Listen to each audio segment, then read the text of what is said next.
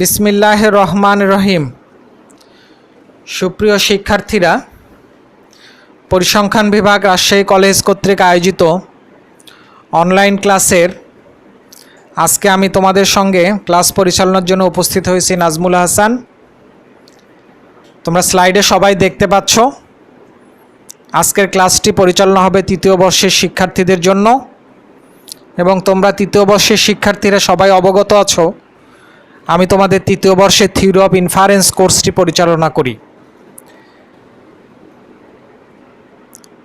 Corona ভাইরাসের ছুটির আগের ক্লাস এবং ছুটির মধ্যে যতগুলো ক্লাস হয়েছে সেটির ধারাবাহিকতায় আমি আজকে ক্লাসটি পরিচালনা করব। এবং ইতিপূর্বে থিওরি অফ ইনফারেন্সের যে ক্লাসটি হয়েছে সেখানে নেক্সট টপিক হিসাবে যে সমস্ত ক্লাসের কথা বলা হয়েছে, টপিক্সের কথা বলা হয়েছে, সেগুলোই আমরা আলোচনা করব। তাহলে আমরা আর সময় ক্ষেপণ না করে আমাদের মূল বিষয়বস্তুর দিকে যাওয়া যাক। সুপ্রিয় শিক্ষার্থীরা, তোমাদের জন্য আমি একটু কথা বলে রাখি। তোমরা আজকের ক্লাসটি অবশ্যই একটু খাতা কলম নিয়ে বসে ক্লাসটি দেখবে। তাহলে ক্লাসের সঙ্গে সঙ্গে যে সমস্ত সমস্যাগুলো উপস্থিত হবে সেগুলো তোমরা লাইন মার্ক করতে পারবে, এবং পরবর্তীতে তোমরা ফেসবুকে কিংবা ওভার টেলিফোনে আমার সঙ্গে যদি যোগাযোগ করো তাহলে আমি তোমাদের সমস্যাগুলো পরবর্তী ক্লাসে আমি উপস্থাপন করে সেগুলো সমাধান করার চেষ্টা করব বলে আশা রাখছি। সুপ্রিয় শিক্ষার্থীরা, তাহলে তোমরা সবাই জানো আজকের কোর্সে থিওরি অফ ইনফারেন্স, অধ্যায়ের নাম পয়েন্ট এস্টিমেশন। ক্লাস পরিচালনায় আছি এম নাজমুল হাসান। লাস্ট ক্লাসের লেসনস আমাদের ছিল discussion of the Cramer Rao and Rao Blackwell theorem, এবং আজকের ক্লাসেও এটা আমরা আলোচনা করব।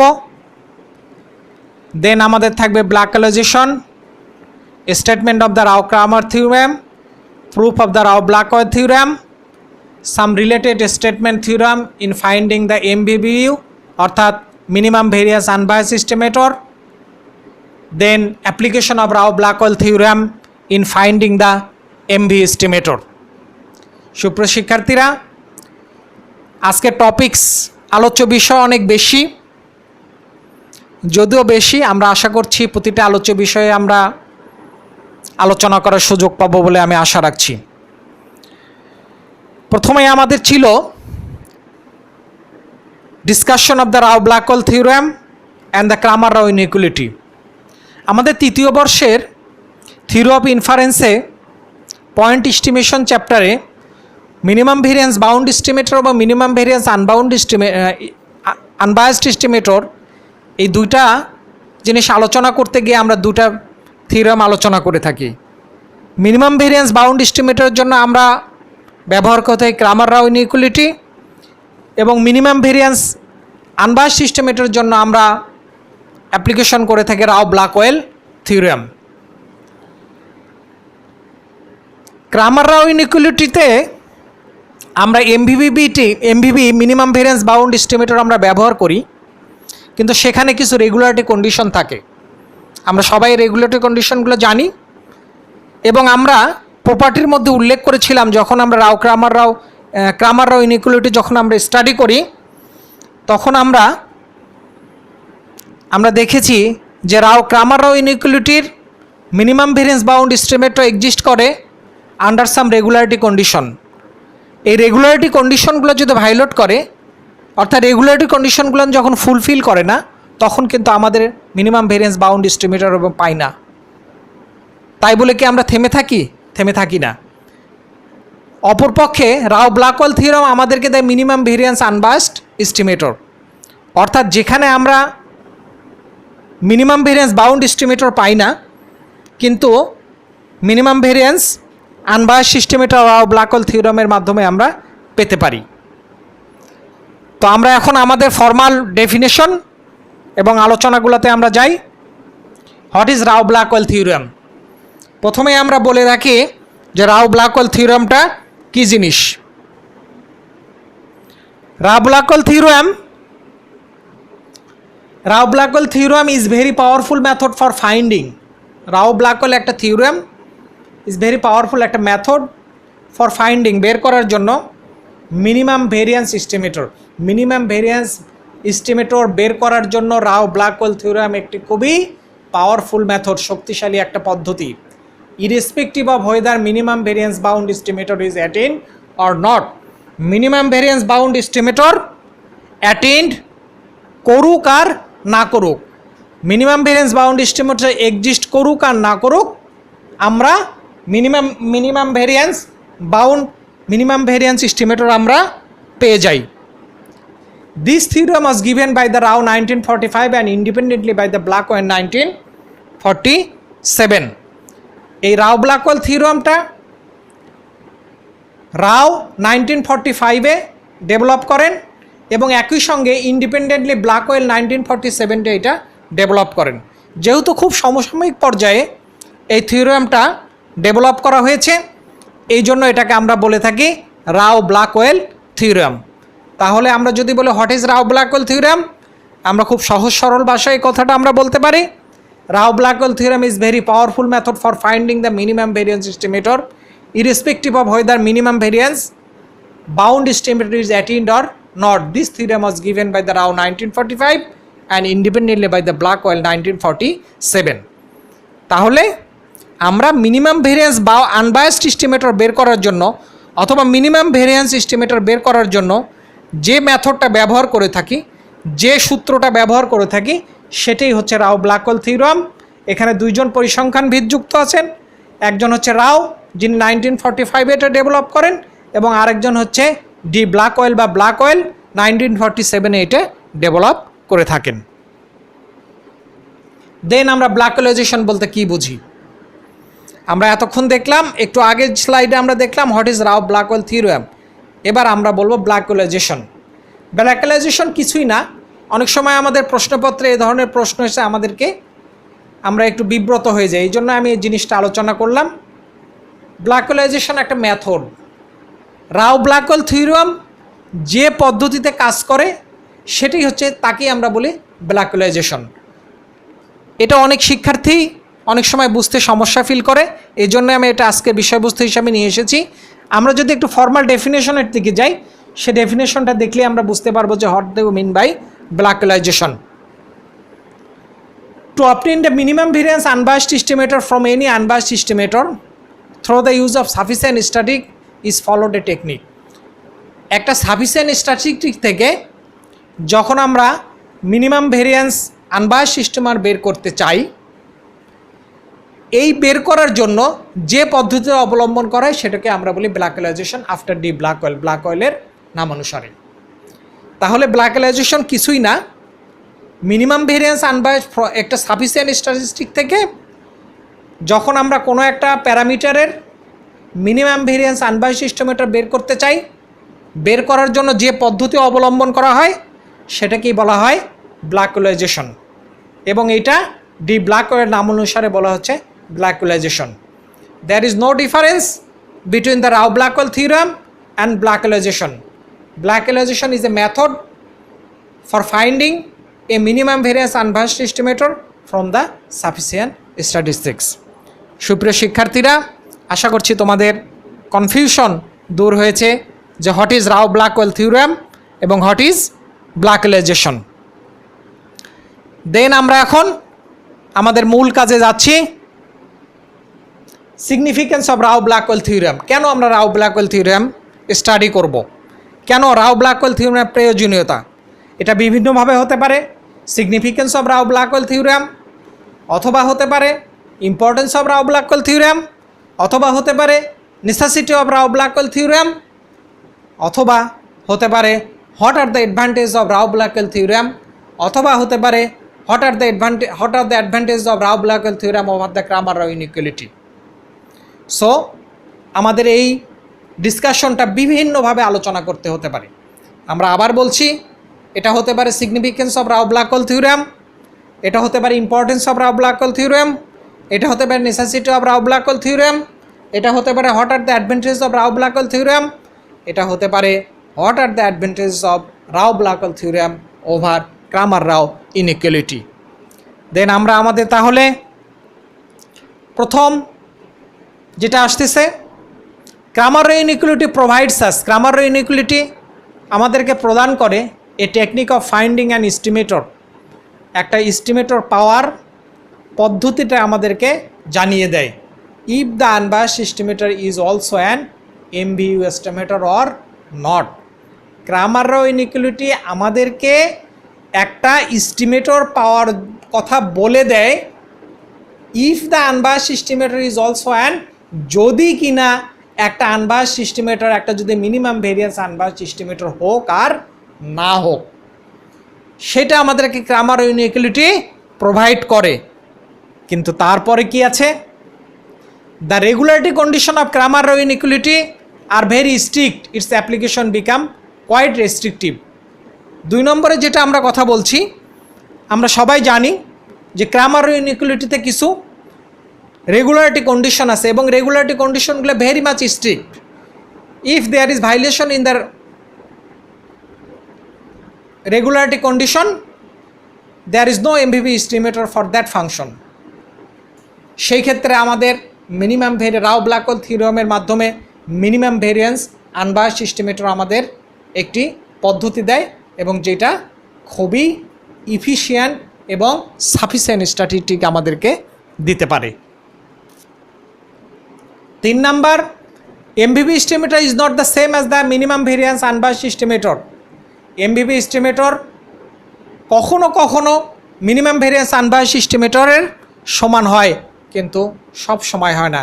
Since the Cramer Rao inequality may not always exist, যেহেতু ক্রামার রো ইনইকুয়ালিটির মাধ্যমে প্রাপ্ত লয়ার বাউন্ড এস্টিমেটর সব সময় এক্সিস্ট করে না, যেমন কোচি ডিস্ট্রিবিউশন।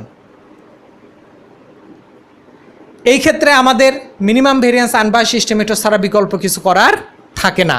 এই ক্ষেত্রে আমাদের এমভিভির চাইতে MVUE is better for us. 4 number, if the regularity condition of Cramer Rao inequality are violated, then the least attainable variance may be less than the Cramer Rao inequality.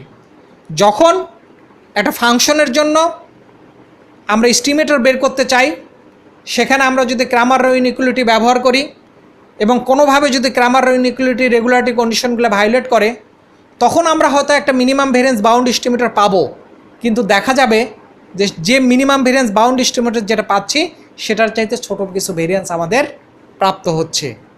এই ক্ষেত্রেও আমাদের কিছু লস হয়ে যাচ্ছে এফিসিয়েন্সির ক্ষেত্রে।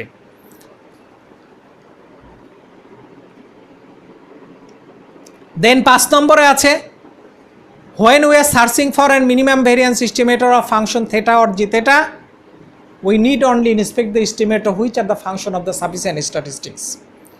অর্থাৎ আমরা কোনোভাবে যদি আমরা একটা মিনিমাম ভেরিয়েন্স এস্টিমেটর কোনো ফাংশনের জন্য আমরা বের করতে চাই, আমরা যদি কোনোভাবে সেই ফাংশনের সাফিসিয়েন্ট স্ট্যাটিস্টিকটা বের করতে পারি, তাহলে আমরা মিনিমাম ভেরিয়েন্স এস্টিমেটর বের করতে পারি। এটা কেন পারি? এটা কিছু থিওরি আছে, কিছু করোলারি আছে, কিছু লেমা আছে, যার মাধ্যমে এগুলো হয়। এই জন্য তখন এগুলো আমাদেরকে খুব ইজি।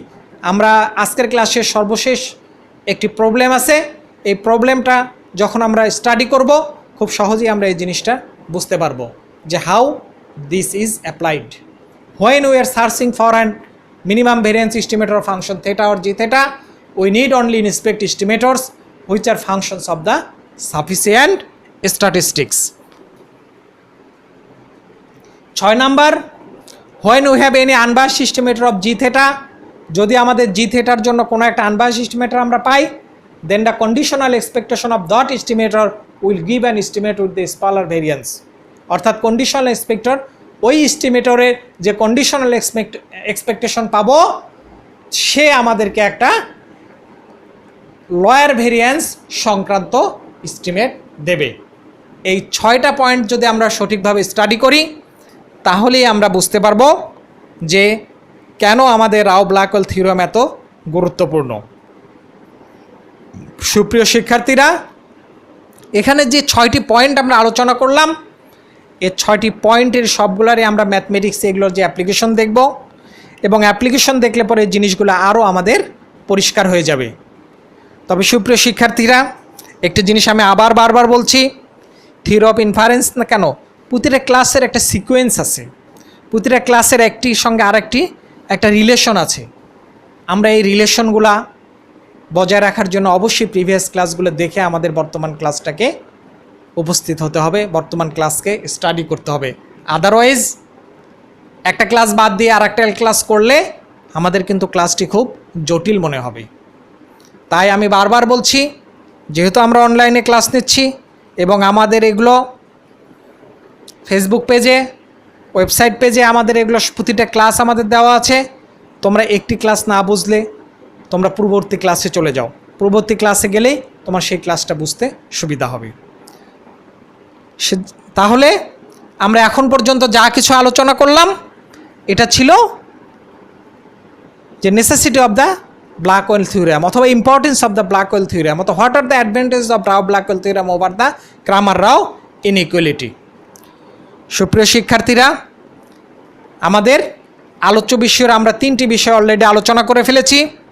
প্রথমে আমরা আলোচনা করেছি what is Rao Blackwell theorem, দ্বিতীয়ত আলোচনা করে ফেলেছি what do mean the Blackwellization, তৃতীয়ত আমরা আলোচনা করেছি necessity of the Rao Blackwell theorem. এবার আমরা যেটা আলোচনা করব statement of the Rao Blackwell theorem and proof of the Rao Blackwell theorem. Statement of the Rao Blackwell theorem. Rao Blackwell থিওরেমটা কী বলেছি আসলে? মূল কথা হচ্ছে রাও ব্ল্যাক হোল থিওরেমতে কী হয়। রাও ব্ল্যাক হোল থিওরেম আমাদেরকে minimum variance unbiased estimator obtain করার একটা মেথড বলে দেয়। তো সেটাই বলা আছে, দেখো আমরা বলছি let x1 x2 xn be a random sample of size n drawn from the density f of x theta. তোমরা সকলেই বুঝতে পারছো জিনিসটা। And T be a sufficient statistic for theta. আমরা ধরে নিলাম টি একটা সাফিসিয়েন্ট স্ট্যাটিস্টিক। কার জন্য সাফিসিয়েন্ট স্ট্যাটিস্টিক? থেটার জন্য। ফার্দার আবার আমরা ধরে নিলাম let T1 be an unbiased estimator of G theta. T1 আরেকটা আনবায়াসড এস্টিমেটর। প্রথমে আমরা টি ধরেছি একটা sufficient study, whether it is unbiased or not we don't know. আমরা T1 be unbiased estimator of the theta. T1 এমন একটা estimator, অবশ্যই সেটা জি থেটার জন্য একটা unbiased, that is expectation of T1 সমান G theta. Then irrespective the attainment of the variance bound, variance bound সেটা অ্যাটেন্ড করুক আর না করুক, এক নাম্বার দ্য স্ট্যাটিস্টিক কেটি অর্থাৎ টি, প্রথমে আমরা যেটা সাফিসিয়েন্ট স্ট্যাটিস্টিক টি, এটার ফাংশন হচ্ছে কেটি সমান expectation of T1 given T.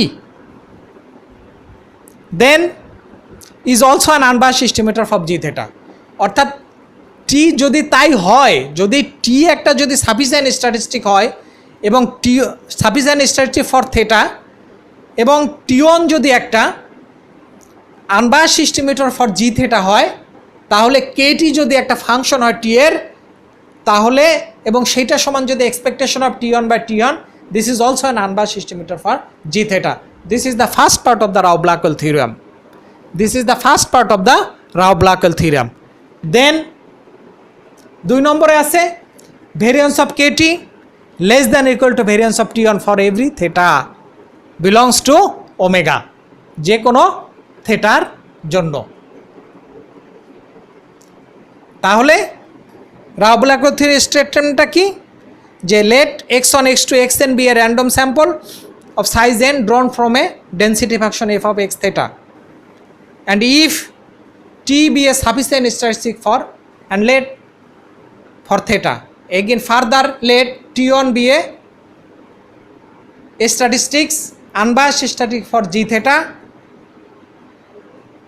Then the statistic KT সমান expectation of T1 by T is also an unbiased estimator. এবং 2 নম্বরে দেওয়া আছে variance of KT সমান less than equal to variance of Tn. এটি হচ্ছে রাও ব্ল্যাক হোল থিওরেমের statement. আমরা এখন একটু প্রমাণ করব। Proof of the Rao black hole theorem. For first part, we have to show that the statistic KT সমান expectation of T1 given T is also an unbiased estimator of G theta. Rao black hole থিওরেমের statement অনুসারে আমাদেরকে প্রমাণ করতে হবে KT অর্থাৎ expectation of T1 by T is an unbiased estimator of G theta. কাজে এটা যদি আমাদেরকে প্রমাণ করতে হয় তাহলে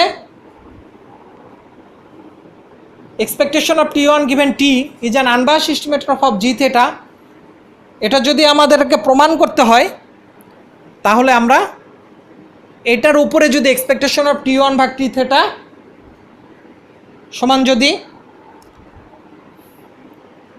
আমরা এক্সপেকটেশন নিয়ে যদি আমরা এটা দেখাতে পারি তাহলে আমরা বলতে পারবো যে this is an unbiased estimator for G theta. তো দেখা যাক আমরা কি করতে পারি।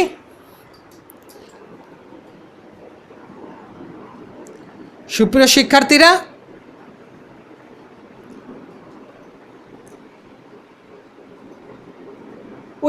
আমরা কেটির উপরে একটা এক্সপেকটেশন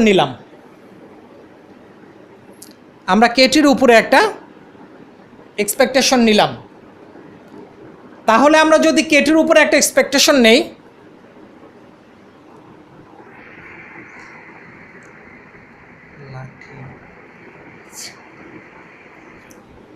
আমরা কেটির উপরে একটা এক্সপেকটেশন নিলাম, কারণ আমরা কোনো জিনিসকে আমরা যদি আনবায়াসড দেখাতে চাই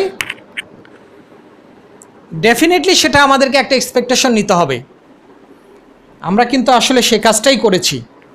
আমরা এখানে কি করেছি, এক্সপেকটেশন অফ কেটি সমান এক্সপেকটেশন অবিকল থাকলো, কেটি সমান আমরা জানি এক্সপেকটেশন অফ T1 ভাগ টি। এই যে আমাদের এখানে কেটি সমান expectation of T1 by, just এই জিনিসটাকে আমরা রিপ্লেস করেছি। অতএব এক্সপেকটেশন অফ কেটি সমান expectation of T, expectation of T1, কেটির মানটা আমরা রিপ্লেস করেছি এক্সপেকটেশন অফ T1 ভাগ টি দিয়ে। দেন আমরা অ্যাকর্ডিং টু দ্য কন্ডিশনাল এক্সপেকটেশনের ডেফিনেশন অনুসারে, কন্ডিশনাল এক্সপেকটেশনের ডেফিনেশন অনুসারে আমরা কিন্তু এটা লিখতে পারি। কি লিখতে পারি, T1 এইচ T1 গিভেন টি সমান ডেল T1। এটা একটা কন্ডিশনাল এক্সপেকটেশন যেখানে T1 গিভেন দেওয়া আছে টি, তাহলে কন্ডিশনাল এক্সপেকটেশনের ডেফিনেশন অনুসারে আমরা কিন্তু এটা লিখতে পারি T1 ইন্টু এইচ T1 ভাগ টি ডেল T1। সুপ্রিয় শিক্ষার্থীরা, এই কন্ডিশনাল এক্সপেকটেশন কিন্তু আমরা প্রথম বর্ষে পড়েছিলাম। তোমাদের কতটুকু স্মরণ আছে আমার জানা নাই, আশা করছি তোমাদের স্মরণ আছে। যদি কারো কোনো স্মরণ না থাকে তোমরা প্রথম বর্ষের বইটা খুলে একটু কন্ডিশনাল এক্সপেকটেশন চ্যাপ্টারটা দেখবা, তাহলেই বুঝতে পারবা, ডেফিনেশনটা দেখবা যে কন্ডিশনাল এক্সপেকটেশন বলতে আমরা আসলে কি বুঝি, সেই জিনিসটা এখানে আছে। তাহলে কন্ডিশনাল এক্সপেকটেশনের ডেফিনেশন অনুসারে আমরা এটা লিখেছি T1 এইচ T1 গিভেন টি ভাগ ডেল T1।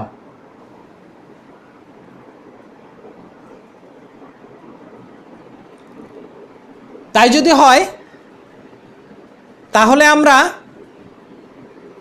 এবার যে কাজটা করেছি, মূল যে আর একটা কন্ডিশন ছিল, একটু আমরা প্রিভিয়াস স্লাইডে যাই তাহলে তোমাদের সুবিধা হবে। আমরা তো এই কন্ডিশনাল এক্সপেকটেশনকে আমরা এখানে ভাঙিয়েছি according to the condition definition of expectation. এবার আমরা এই যে আরেকটা এক্সপেকটেশন আছে এটাকেও আমরা ভেঙে দিতে চাই, অর্থাৎ আরেকটা ইন্টিগ্রেটেড টার্ম আমাদের কিন্তু চলে আসবে। এই যে এখানে এক্সপেক্টেড টি থার্ড ব্র্যাকেট আছে এবং থার্ড ব্র্যাকেট শেষ হয়েছে, অর্থাৎ কি এইটাই একটা variable, integration of T1 h T1 given T del T1, এটাই একটা ভেরিয়েবল। এই ভেরিয়েবলকে কেন্দ্র করে আমরা এক্সপেকটেশনের ডেফিনেশন অনুসারে আরেকবার আমরা ভেঙে দেব। সেটা কি হচ্ছে, তাহলে আমাদের ওখানে কি ছিল, T1 h T1 by del T1 গুণন এইচ টি। আমরা জানি কি এক্সপেকটেশনের ডেফিনেশন চলক গুণন তার ডেনসিটি ফাংশন, চলক গুণন। তাহলে আমাদের এই চলক যদি এটা হয় T1 এইচ T1 T1, তাহলে আমাদের ডেনসিটি ফাংশন এইচ টি এবং integration of with respect to del T, এবং এইখানে আমরা একটা নতুন করে ইন্টিগ্রেশন দিয়েছি সেটা টি, কারণ এইটাকেই আমরা এক্সপেকটেশনের জন্য কিন্তু ভাঙিয়েছি। সুপ্রিয় শিক্ষার্থীরা, একটু মনোযোগ দিয়ে দেখার চেষ্টা করবা, তাহলে জিনিসটা তোমরা বুঝতে পারবা। এখানে জটিলতার কিছু নাই, শুধু আমরা এখানে ব্যবহার করেছি কন্ডিশনাল। প্রথমে আমরা ব্যবহার করে দিয়েছি কন্ডিশনাল এক্সপেকটেশনের ডেফিনেশন, তারপর আমরা জেনারেল এক্সপেকটেশনের আমরা ডেফিনেশন ব্যবহার করেছি, তারপর আমরা জেনারেল এক্সপেকটেশনের আমরা ডেফিনেশন কিন্তু ব্যবহার করেছি। দেন আমাদের তাহলে আমরা এবার এই যে HT1/T আছে, HT1/T conditional probability density function, conditional probability density ফাংশনকে আমরা এবার ভেঙে লিখব। কি লিখব? HT1, T ভাগ HT। এই যে কন্ডিশনাল ডেনসিটি ফাংশন আছে, এটাকে আমি জয়েন্ট ডেনসিটি ফাংশন এবং মার্জিনাল ডেনসিটি ফাংশনের ফর্মে লিখে দিলাম। সুপ্রিয় শিক্ষার্থীরা, আমরা এখানে কিন্তু যা কিছু ব্যবহার করতেছি সেটা কিন্তু খুব পূর্বের জিনিসগুলোকে ব্যবহার করতেছি, সেটা আমরা পূর্বের যে জিনিসগুলো আছে সেগুলোকে কিন্তু আমরা ব্যবহার করতেছি, তোমরা এটা স্মরণ রাখবা। তাহলে এখানে আমাদের এই HT এবং HT কেটে যাবে, কেটে যাওয়ার পরে কি থাকছে? T1 HT1 T1 del T1 del T। এখন আমরা জয়েন্ট প্রবাবিলিটি ডেনসিটি ফাংশনের ডেফিনেশন অনুসারে প্রথমে আমরা যেহেতু T1টা এখানে আছে এবং Tটা এখানে আছে, আমরা এটার ইন্টিগ্রেট করব। দেখো, T1টাকে আমরা সামনে নিয়ে আসলাম, Tটাকে ভিতরে নিয়ে গেলাম এবং এইটাকে আমরা HT1T এবং ডেল T এবং ডেল T1কে আমরা এগুলো রিঅ্যারেঞ্জ করলাম। জাস্ট আমরা জানি যে ইন্টিগ্রেশনের ভেরিয়েবলগুলোকে যদি গুণন আকারে থাকে সেগুলো আমাদেরকে যদি রিঅ্যারেঞ্জ করা হয় আমাদের মূল আউটপুটের উপর কোনোরূপ ইফেক্ট ফেলে না। জাস্ট সেই কাজটাই করেছি, আমরা T1টাকে আগে নিয়ে এসেছি এবং Tটাকে আমরা পরে নিয়ে এসেছি। এখন আমরা যদি এই অংশটুকুর যদি আমরা ইন্টিগ্রেট করি তাহলে এটা joint density function of T1 আর T2 এবং ইন্টিগ্রেশন করতেছে আমরা উইথ রেসপেক্ট টু T। তাহলে আমরা সবাই জানি কোনো একটা জয়েন্ট ডেনসিটি ফাংশনে যে চলকের উপর ইন্টিগ্রেশন করা হয় সেই চলক ভিন্ন অন্য চলকের মার্জিনাল ডেনসিটি পাওয়া যায়। আমরা সবাই জানি যে কোনো একটা জয়েন্ট ডেনসিটি ফাংশনের যে চলকের উপরে ইন্টিগ্রেশন করা হয় তখন সেটা কি হয়, সেই চলক ভিন্ন যে চলকটা বাকি থাকে সেইটার মার্জিনাল ডেনসিটি পাওয়া থাকে। তাহলে আমরা HT1 আর T2 ইন্টিগ্রেট করব উইথ রেসপেক্ট টু T, তাহলে আমরা এখানে পাবো marginal density function of T1। সেই জিনিসটাই আমাদের নেক্সট ফেজে, সেই জিনিসটাই আমরা পেয়েছি। T1 আবার আগের এবং HT1 ডেল T1। এখন আমরা এটাকে যদি এক্সপেকটেশনের ফর্মে লিখে ফেলি, এক্সপেকটেশন অফ T1 সমান G থেটা। দিস ইজ, আমরা তাহলে আমাদের প্রথম পার্ট কিন্তু আমরা প্রমাণ করতে পারলাম, যেহেতু আমরা T1 ধরেছিলাম একটা আনবায়াসড সিস্টেমেটের ফর থেটা।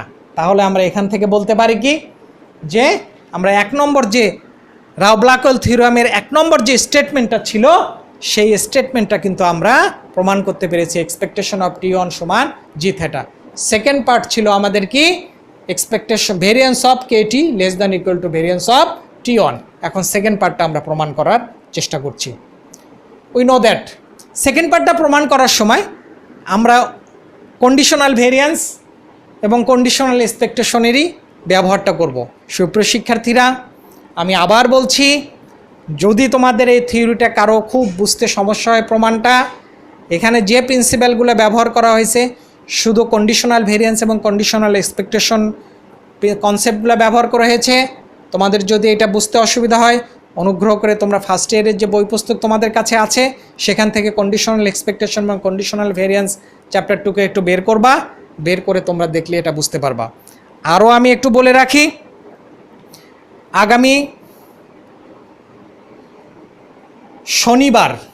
আগামী সপ্তাহের শনিবার আমি প্রথম বর্ষের এই কন্ডিশনাল এক্সপেকটেশন ও ভেরিয়েন্সের উপরে একটি ক্লাস নিব, একটি ক্লাস পরিচালনা করব। তোমরা উক্ত ক্লাসে যদি অংশগ্রহণ করো তাহলে খুব সহজেই কন্ডিশনাল এক্সপেকটেশন এবং কন্ডিশনাল ভেরিয়েন্সটা তোমরা বুঝতে পারবে। আশা করি সেটার কারো যদি প্রয়োজন হয় এই সুযোগটাও নিতে পারো, অথবা তোমাদের কাছে যে বই আছে সেখান থেকে তোমরা কন্ডিশনাল এক্সপেকটেশন এবং কন্ডিশনাল ভেরিয়েন্সটা দেখে নিবা, তাহলে এটা বুঝতে পারবা। তাহলে আমরা আমাদের মূল বিষয়বস্তুতে আসি।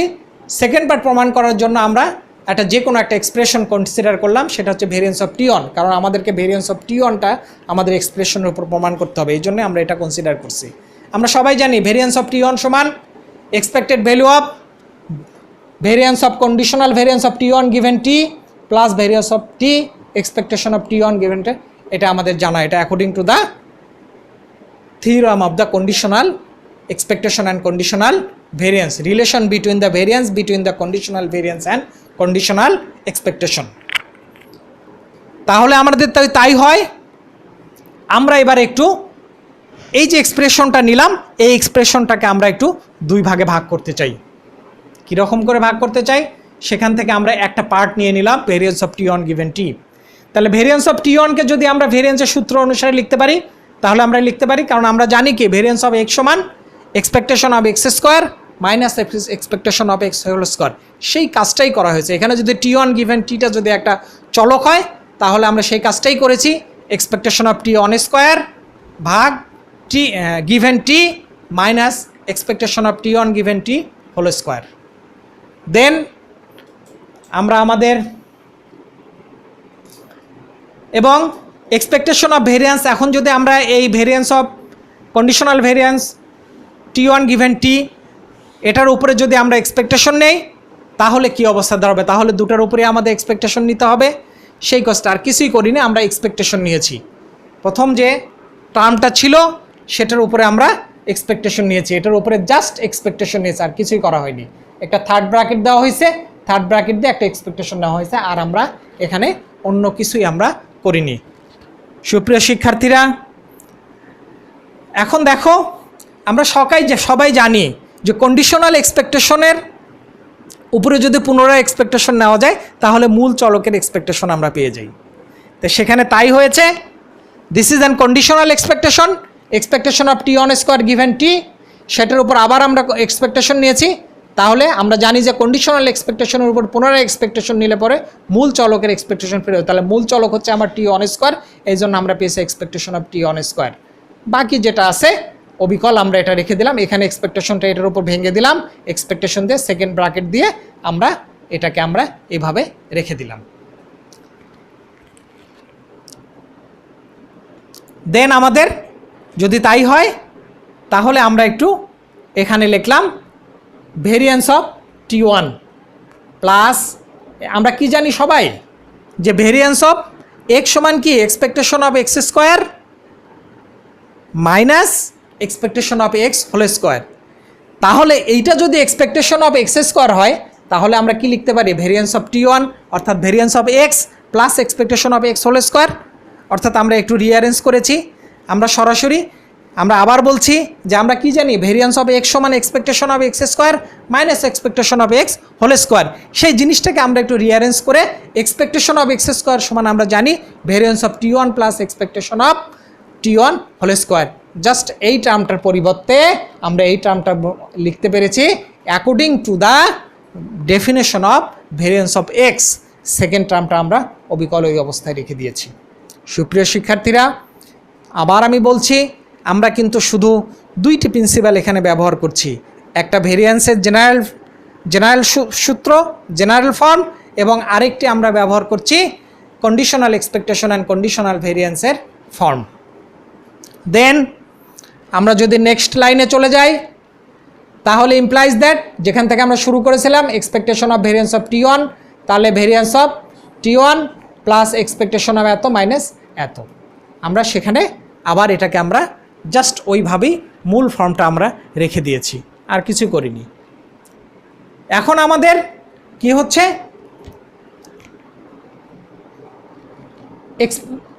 Variance of T one.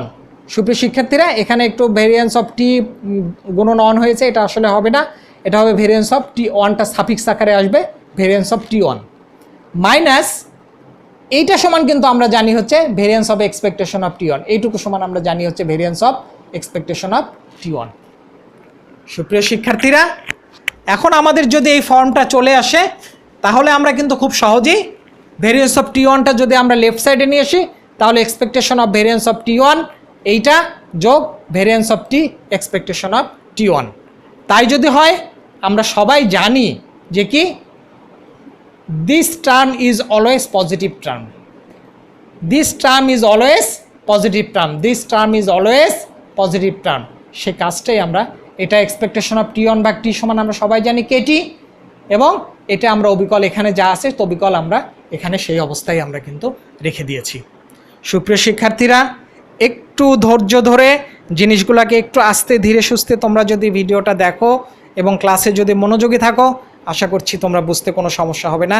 আমি আবার বলছি, আমরা এই রাও-ব্ল্যাকওয়েল থিওরামের সেকেন্ড পার্টটা প্রমাণ করার জন্য দুইটা জিনিস আমরা ব্যবহার করেছি, তিনটা জিনিস আমরা ব্যবহার করেছি। এক, কন্ডিশনাল এক্সপেকটেশন, দুই, কন্ডিশনাল ভেরিয়েন্স, তিন, জেনারেল ভেরিয়েন্স।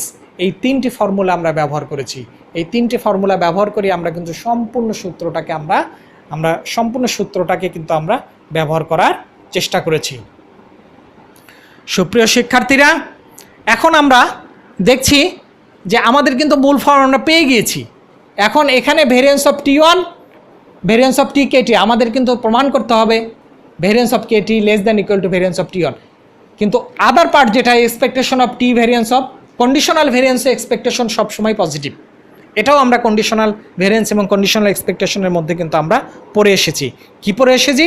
যে expectation of conditional variance is always positive, expectation of conditional variance is always positive. এই যে আমাদের কন্ডিশনাল ভেরিয়েন্স দেওয়া আছে, variance of T1 given T, this is a conditional variance. এটার উপর যদি আমরা এক্সপেকটেশন নেই, এটা অলওয়েজ পজিটিভ। তাই যদি হয় তাহলে ডেফিনেটলি আমরা লিখতে পারি variance of T1 less than equal to variance of T। এখানে আমরা লিখে দিয়েছি since expectation of T variance of T1 given T always greater than or equal to 0, which is our required statement and proof of the Rao-Blackwell theorem. সুপ্রিয় শিক্ষার্থীরা, তোমাদের কাছে কেমন লাগলো আমি জানি না, তবে রাও-ব্ল্যাকওয়েল থিওরেমটা খুবই ইন্টারেস্টিং একটা থিওরেম। কারণ এটা প্রমাণ করার জন্য আমাদের সমস্ত কিছু মেটেরিয়ালস আমাদের নোন বলতে আমরা যে প্রিন্সিপাল, যে কনসেপ্টগুলো এখানে ব্যবহার করেছি সবগুলোই আমরা ফার্স্ট ইয়ার সেকেন্ড ইয়ারে পড়ে এসেছি। সো এইটা তোমাদের বুঝতে খুব বেশি অসুবিধা হওয়ার কথা না। সুপ্রিয় শিক্ষার্থীরা, আজকে আরও কিছু টপিক ছিল, কিন্তু আমি মনে করছি যে পরবর্তী টপিকসগুলো আলোচনা করার পূর্বে তোমাদের এই রাও-ব্ল্যাকওয়েল থিওরেমটার স্টেটমেন্ট এবং প্রুফটা খুব ভালো করে বোঝা উচিত। যদি এটা আমরা সঠিকভাবে না বুঝতে পারি তাহলে কিন্তু আমরা অঙ্কগুলো করতে আমাদের জন্য সমস্যা হয়ে যাবে। এবং এখানে আরেকটি কথা স্মরণযোগ্য, আমরা রাও-ব্ল্যাকওয়েল থিওরেমের স্টেটমেন্ট এবং প্রুফ আমরা পড়ছি ঠিকই, কিন্তু আমরা এই রাও-ব্ল্যাকওয়েল থিওরেমের সঙ্গে যে করোলারিগুলান থাকে, যে লেমাগুলান থাকে, এগুলো আমরা অধিকাংশ শিক্ষার্থী এড়িয়ে যাই। কিন্তু এই করোলারি কিংবা লেমা রাও-ব্ল্যাকওয়েল থিওরেমের সঙ্গে ওতপ্রোতভাবে জড়িত। ওতপ্রোতভাবে কেন জড়িত? করোলারি এবং লেমাগুলা রাও-ব্ল্যাকওয়েল থিওরেমের মাধ্যমে অঙ্ক করার জন্য আমাদেরকে যতটা ফ্লেক্সিবিলিটি প্রদান করে, রাও-ব্ল্যাকওয়েল থিওরেমের স্টেট থিওরেমটা আমাদেরকে ওই প্রকার সুবিধা প্রদান করে না। সো রাও-ব্ল্যাকওয়েল থিওরেমের সঙ্গে যে সমস্ত করোলারি এবং লেমা আছে এগুলো আমাদেরকে জানতে হবে। এজন্যই সুপ্রিয় শিক্ষার্থীরা, আজকে আমি তোমাদের জন্য রাও-ব্ল্যাকওয়েল থিওরেম পর্যন্তই আমি রেখে দিচ্ছি।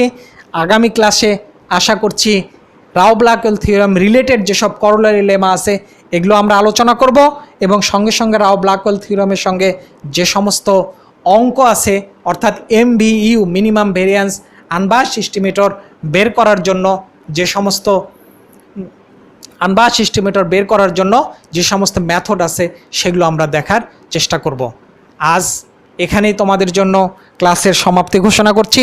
যদিও আরও কিছু তোমাদের আলোচ্য বিষয় ছিল, কিন্তু আমার মনে হচ্ছে যে তোমরা রাও-ব্ল্যাকওয়েল থিওরেমটা ভালো করে পড়ো, বোঝো এবং জানার পরে আমরা নেক্সট জিনিসগুলো আলোচনা করলে তোমাদের জন্য অনেক সুবিধা হবে বলে আমি আশা রাখছি। হ্যাঁ, সুপ্রিয় শিক্ষার্থীরা, তোমরা ভালো থাকো, সুস্থ থাকো এবং সঠিকভাবে পড়াশোনা চালিয়ে যাও। তাহলে আমাদের ছুটির কারণে কোনো সময় যে ক্ষেপণ হবে না, এটা আমরা প্রমাণ করতে পারবো ইনশাআল্লাহ। আল্লাহ হাফিজ। আসসালামু আলাইকুম।